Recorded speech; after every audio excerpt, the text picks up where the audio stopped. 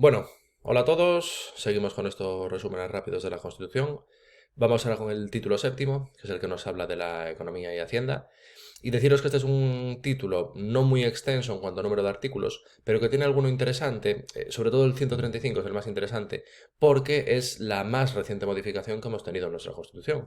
Esto, bueno, seguro que sabéis que solo se ha modificado dos veces. En el año 92 modificamos el artículo 13.2 para adaptarnos al Tratado de Maastricht y en el año 2011, creo que fue a finales del 2011, modificamos el 135. Entonces, la modificación más reciente y por lo tanto, pues, evidentemente siempre puede dar juego de cara a las preguntas. Vale, bueno, vamos viendo y os comento que hay alguna pauta, digamos pauta regulatoria, que es quizá lo más habitual dentro de este título. Vemos y comentamos. El 128 empieza diciéndonos algo muy bonito sobre el papel, luego la práctica, pues cada uno podrá opinar si esto se lleva, se hace efectivo o no. Toda la riqueza del país en sus diferentes formas y sea cual sea la titularidad, subordinada al interés general. Bueno, luego reconocimiento de la iniciativa pública en la actividad económica, ¿vale? Y luego reserva de ley, mediante ley, se puede reservar al sector público recursos o servicios esenciales, sobre todo en casos de monopolio y también intervenir en empresas por temas de interés general. Vale, esta última referencia, primero, eso reserva al sector público de recursos o servicios esenciales es una figura que está bastante relacionada a nivel conceptual con la expropiación forzosa. ¿Vale? Es algo que, bueno, bastante parecido, un espíritu muy similar al que tendría la figura de la expropiación forzosa que se regula en el artículo 33.3.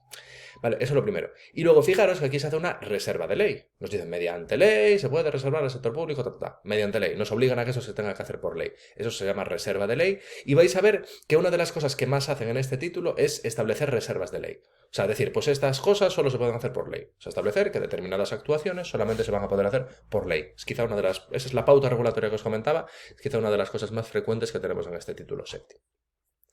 Vale, eso es el 128. Luego, fijaros, 129, la ley establecerá formas de participación de los interesados en la seguridad social. ¿Vale? Y organismos que puedan afectar a la calidad y al bienestar general. Vale, fijaros que todo esto sería una reserva de ley también. Luego, poderes públicos intentarán promover de forma eficaz cómo participar en las empresas y fomentar también las sociedades cooperativas. Y luego una última frase que está, claro, se entiende en el contexto en el que se negoció la Constitución. Quizá ahora pues, o sea, no sea algo que esté mucho en el debate público, la verdad, pero sí que en el contexto en el que se redactó la Constitución sí que era algo muy relevante para determinados grupos. También se establecerán los medios que faciliten el acceso de los trabajadores a la propiedad de los medios de producción.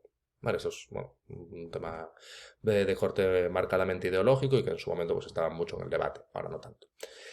Vale, pero bueno, el 129 así, fijaros que ya tenemos ahí una reserva de ley. Luego el 130 está muy bien porque es, digamos, como que reconocer la pluralidad y la variabilidad también a nivel geográfico que tiene nuestro país. Somos un país muy plural en todos los sentidos, la verdad, y somos un país muy rico también en todos los sentidos. Quizá en el económico el que menos, pero, pero somos muy ricos en todos los sentidos. Fijaros que nos dicen, poderes públicos atenderán a la modernización y desarrollo de los sectores económicos y en particular a la agricultura, la ganadería, la pesca y la artesanía, para que todos tengamos más o menos un nivel similar de vida.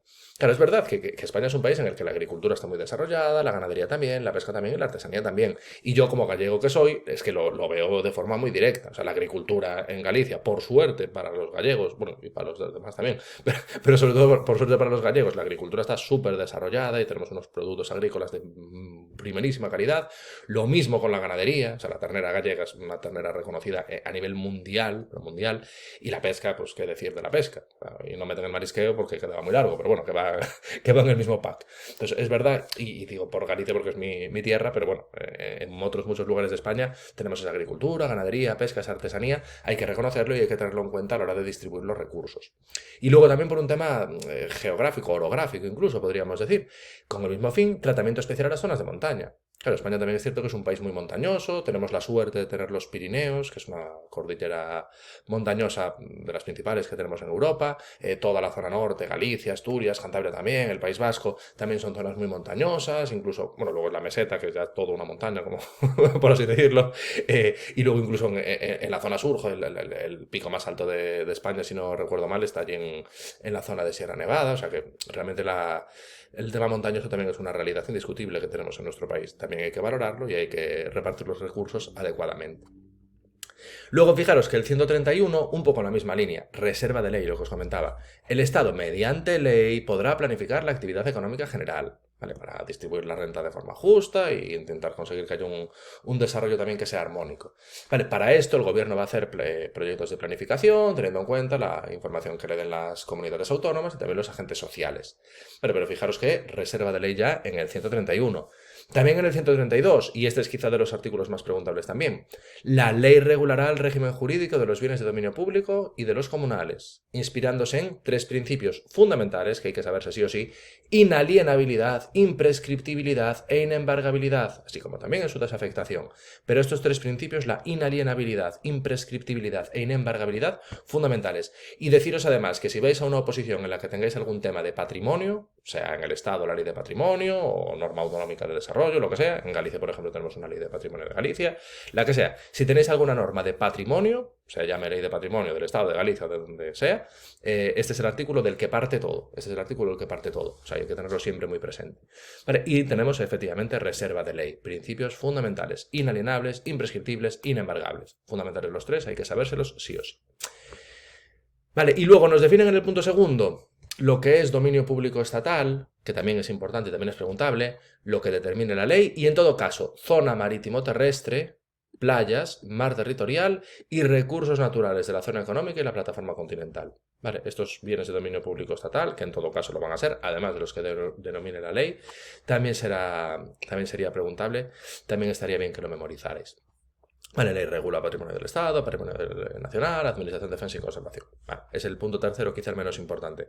Pero el punto primero, fundamental, los principios, o sea, estos son de los que hay que saberse sí o sí, y además de los que hay que saberse y de los que hay que fijarse muy bien si nos los meten en alguna pregunta, porque son las clásicas palabras que le pueden quitar un par de letritas, las I y N primeras, o la I y la M primera, y te lo convierten en opción incorrecta. Y si no te fijas bien, caes seguro. Por lo tanto, importante aprendérselo bien e importante fijarse bien de cara al examen. Y luego lo que va a ser dominio público estatal, también importante aprenderlo. ¿Vale? O sea, que este es de los que sería preguntables. Luego, el 133, también vemos reserva de ley, potestad originaria para establecer tributos exclusivamente al Estado mediante ley. Luego, comunidades autónomas, corporaciones locales, también lo podrán hacer de acuerdo con la Constitución y las leyes. Beneficio fiscal que afecte a tributos del Estado en virtud de ley, más todavía. Y luego, administraciones públicas para contraer obligaciones y hacer gastos de acuerdo con las leyes. Vale, pero fijaros que tenemos esas referencias a la reserva de ley. Luego el 134, muy interesante, porque es en el que se regula el tema de la elaboración de los presupuestos, obviamente desarrollado en la Ley General Presupuestaria y a nivel autonómico por vuestras correspondientes normas de desarrollo, pero bueno, es digamos como también de dónde parte, en cierta medida, pues la regulación de la Ley General Presupuestaria. El gobierno elabora los presupuestos y las Cortes Generales les corresponde el examen, enmienda y aprobación. Vale, quizá este punto primero, el más preguntable y el más evidente. O sea, yo creo que este casi de cultura general se sabe. Los presupuestos es una ley, no deja de ser una ley, es la ley de presupuestos, es una ley particular porque tiene ese carácter anual, que lo vemos ahora en el punto segundo, pero no deja de ser una ley, pero es una ley efectivamente con particularidades. Y una de ellas es que la iniciativa legislativa le corresponde en exclusiva al gobierno. No vale proposición de ley, tiene que ser un proyecto de ley. Es un proyecto de ley, lo hace el gobierno y lo remite a las Cortes Generales para que los examinen, para que los enmienden si les parece oportuno y para que los aprueben. Vale, entonces lo que hace el gobierno, lo que hacen las Cortes, importante, básico, pero que yo creo que hasta de cultura general, que son cosas que además salen muchas veces en los medios de comunicación, probablemente lo vayamos a saber todos. Luego lo que os decía, claro, es una ley pero particular. Su principal particularidad es que como norma general, ahora veremos por qué digo lo de como norma general, tienen vigencia anual. Es una ley que en principio está pensada para durar solo un año. Carácter anual, son globales, incluyen todos los gastos, todos los ingresos. Ojo, del Estado, porque luego cada comunidad autónoma tendrá también los suyos, pero bueno, incluyen todos los gastos y todos los ingresos del Estado y se incorporan también beneficios fiscales. Genial. Luego, punto tercero, preguntable, porque hay un numerito, el gobierno deberá, o tendría que poner debería, porque luego no se hace siempre, pero bueno, deberá presentar ante el Congreso al menos 3 meses antes de la expiración del año anterior el proyecto de presupuestos. Vale, entonces los presupuestos que pretendas aprobar para el próximo ejercicio, pues ahora que estamos a final del año 2023, bueno, yo estoy grabando este vídeo al final del año 2023, tendrían que haberse presentado al menos 3 meses antes de que expiraran los presupuestos de este año 2023, los que pretendemos que sean los presupuestos del año 2024. Esta referencia a los 3 meses, preguntable e interesante. Claro, luego os decía que tienen vigencia anual en principio, están pensados para tener vigencia anual. ¿Por qué? Porque en el punto cuarto nos dicen, si los presupuestos no se aprueban antes del primer día del ejercicio económico correspondiente, automáticamente prorrogados los del ejercicio anterior hasta que se aprueben los nuevos. Claro, entonces aquí como hay un componente de político indiscutiblemente, de ponerse de acuerdo los políticos, y cada vez es más difícil, por el motivo que sea, pues está claro que en muchas ocasiones no vamos a conseguir alcanzar los acuerdos y algo habrá que hacer para tener una guía para gastar el dinero. Y entonces lo que se hace es prorrogar los presupuestos del ejercicio anterior. Obviamente se hacen ajustes que aquí no se desarrollan, pero lo que se haría de base sería prorrogar los presupuestos del año anterior. Consecuentemente, si ahora cuando llegue el 1 de enero todavía no se han aprobado los presupuestos para el año 2024, que está claro que no se van a haber aprobado, lo que vamos a hacer es prorrogar automáticamente los del 23 y cuando se aprueben a lo largo del año 2024 los del año 2024, pues ya entrarán esos en vigor. ¿Vale? Entonces, la prórroga interesante. Luego, los últimos puntos quizá menos interesantes, bueno, a lo mejor el 7 podría ser preguntable. Punto quinto, nada, si una vez que se aprueban, el gobierno puede presentar proyectos para hacer modificaciones, proyectos de ley, para aumentar el gasto, disminuir los ingresos, ¿vale? Si se hacen proposiciones que impliquen aumentar el gasto, disminuir los ingresos, tiene que dar su conformidad al gobierno, sin más. Y luego a lo mejor el 7 sí que también podría ser preguntable, las leyes de presupuestos no pueden crear tributos, pueden modificarlos si hay una ley tributaria sustantiva que lo prevea, pero no puede ser que la propia ley de presupuestos cree tributos, ¿vale? Entonces, sobre todo la restricción, lo de que la ley de presupuestos no puede crear tributos, lo he visto preguntado en alguna ocasión.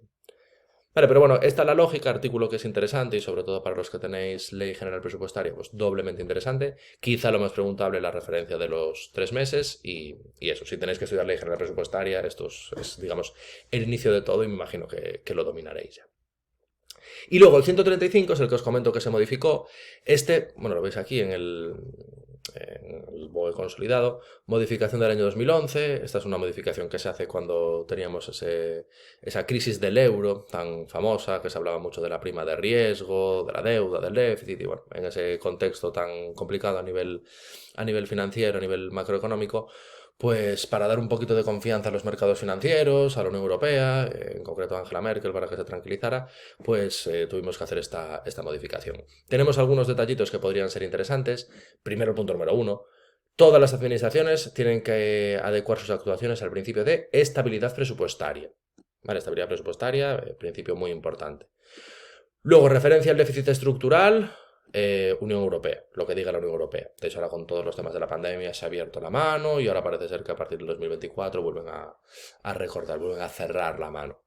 Ley orgánica fija el déficit estructural máximo para el Estado y comunidades autónomas, siempre evidentemente respecto al PIB, Producto Interior Bruto, y las entidades locales tienen que presentar equilibrio presupuestario. Vale, que esto, la verdad es que desde que lo incorporaron ha ido bastante bien. Luego, otra reserva de ley, Estado y comunidades autónomas autorizados por ley para emitir deuda o contraer crédito. Vale. Y luego, este parrafito fue probablemente el más conflictivo en su momento, el que más contestación social tuvo cuando se incorporó, porque nos dicen, básicamente que pagar la deuda es total y absolutamente prioritario. Vale, pagar la deuda, amortizar capital, intereses es total y absolutamente prioritario. Créditos para satisfacer intereses y capital de la deuda, siempre incluidos en el estado de gastos, y su pago goza de prioridad absoluta. Esto es lo que generó muchísima contestación social por ciertos sectores. Vale, los créditos no se podrían enmendar o modificar mientras se ajustan a cómo se emitieron, pero esa prioridad absoluta es lo que generó mucha polémica en su momento. Vale, luego respecto al volumen de deuda, porcentaje de deuda, creo que andamos en el 106, 107% respecto al PIB, nos vuelven a remitir a la Unión Europea. Vale, fijaros que tanto por déficit estructural como por volumen de deuda nos remiten a lo que establece la Unión Europea.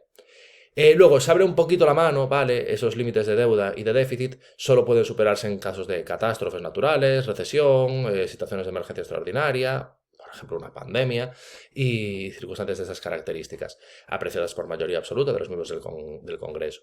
Y luego todo esto se desarrolla a través de una ley orgánica. Aquí ya no solo es reserva de ley, es reserva de ley orgánica. ¿Vale? Eso se regula a través de una reserva de ley orgánica. En esa ley orgánica, pues por ejemplo, nos dicen cómo habría que distribuir el déficit y la deuda entre administraciones, claro, qué parte le puede tener el Estado, qué parte las comunidades autónomas, bueno, un poco cómo hacer la distribución, cómo calcular, que en esto hay mucha trampa, y esto lo digo con conocimiento interno de cómo funcionan las cosas, hay mucha trampa, y luego también las responsabilidades en caso de incumplimiento. Vale, y luego nada, remisión a las comunidades autónomas, pues básicamente que se tienen que adaptar para que esto se cumpla. Vale, pero bueno, eso, artículo este interesante y justo por ser el que es la modificación más reciente al final, el que tenemos en la Constitución, pues quizá el más interesante de todos, de los que tenemos en este título. Y luego 136 nos hablan del Tribunal de Cuentas. Aquí sería interesante, por una parte, la definición y yo creo que por otra parte la regulación. Ahora os explico, que son puntos 1 y 4 básicamente. Definición. Tribunal de Cuentas, supremo órgano fiscalizador de las cuentas y de la gestión económica del Estado, así como también del sector público. Vale, esta definición de lo que es el Tribunal de Cuentas es interesante. Supremo órgano fiscalizador de las cuentas y de la gestión económica del Estado, así como del sector público. Depende de las Cortes y ejerce las funciones por delegación, examinando y comprobando la cuenta general del Estado. Vale, pero la definición, supremo órgano fiscalizador de las cuentas y de la gestión económica del Estado, así como del sector público, interesante y preguntable. Básicamente lo que hace el Tribunal de Cuentas es la fiscalización externa, supervisa las cuentas del Estado, bueno, del Estado en un sentido amplio, también del sector público estatal, y luego hace un informe, básicamente, hace un informe anual y comunica un poquito las irregularidades que se hayan podido cometer. Respecto al tema de garantías, nos vienen a decir que son básicamente igual que los jueces, misma independencia e inamovilidad y mismas incompatibilidades que los jueces, y luego os decía lo de la regulación, que hay reserva de ley orgánica. Vale, hay reserva de ley orgánica. Para regular el Tribunal de Cuentas, reserva de ley orgánica. Es la ley orgánica del Tribunal de Cuentas, evidentemente. Que a lo mejor yo en su momento, por ejemplo, la tuve que estudiar y a lo mejor algunos de vosotros también. Vale, entonces quizá del 136 un poco la definición de lo que hace el Tribunal de Cuentas y luego esa regulación que se va a hacer por ley orgánica, quizá los dos aspectos más interesantes. Y nada, con esto visto el título séptimo, estos aspectos de economía y hacienda, espero que os haya gustado el resumen y nos vemos en el siguiente.